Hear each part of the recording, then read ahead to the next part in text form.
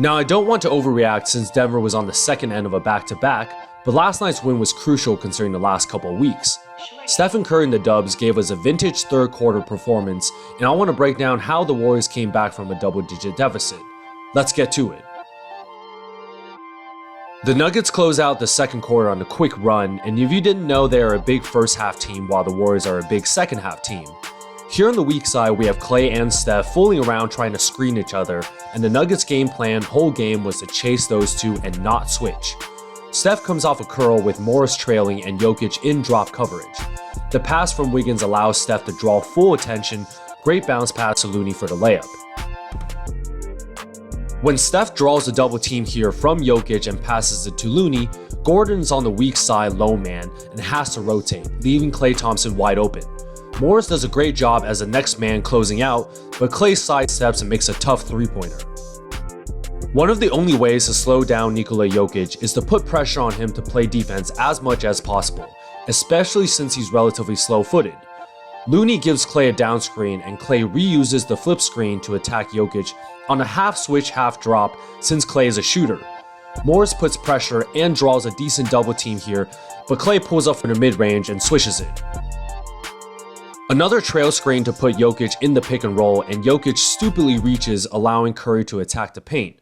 Jeff Green correctly rotates from the weak side corner, leaving Morris responsible for the other two weak side shooters.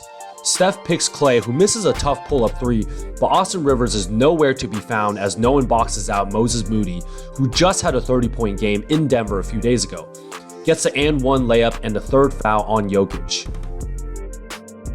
I actually really love this play looking back. Curry gets the ball up top and hits Wiggins with the two-man game with Bjelica on the weak side involving Jokic, but this is all a decoy. The Nuggets end up having two defenders on Wiggins momentarily, allowing Bjelica to set a rock-hard back screen on Steph's man. Jokic has to come up from such a low position here to contest the potential open three, and Curry realizes this and accelerates immediately, drawing the contact for an and one and the fourth foul on Jokic, forcing Coach Malone to sit him.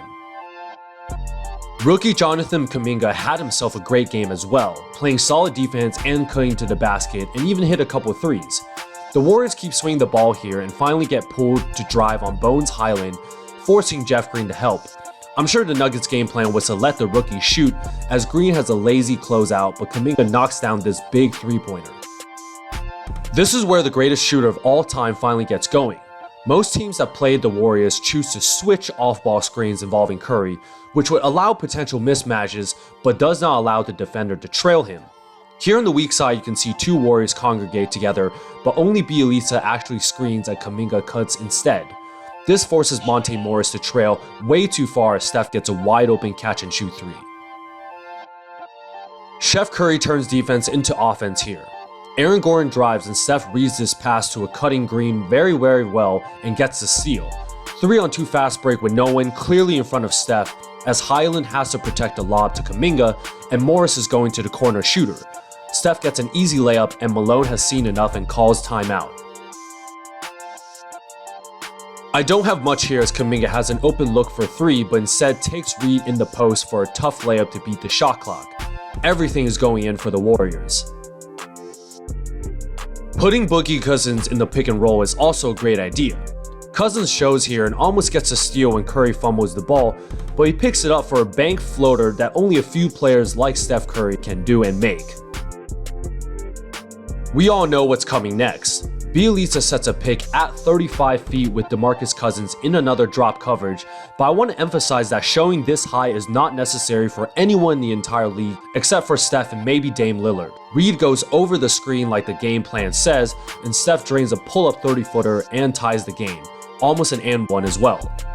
Last bucket of the quarter to cap off what reminds me of the 2016 third quarter Stephen Curry. Isolation at the logo, and you can see Highland slowly trying to show, and Curry tells Poole to go to the other side to get his man out of help position. No matter, between the legs pull up from the Nuggets logo, absolutely insane. There you have it guys, the Warriors went on to complete the comeback and stretch the lead in the final couple minutes of the game, thanks to a big night from Jordan Poole as well.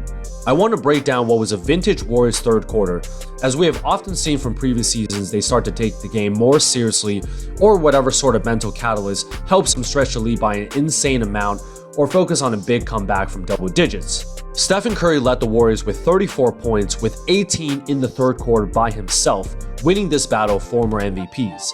I don't want to get too ahead of myself, as we know the Nuggets did not have 3 of their starters and had just played in Sacramento the previous night, but this was a solid win in a tough road environment on national TV. Hope you guys like this breakdown, like this video and subscribe, and I'll see you guys Saturday night against the defending champions.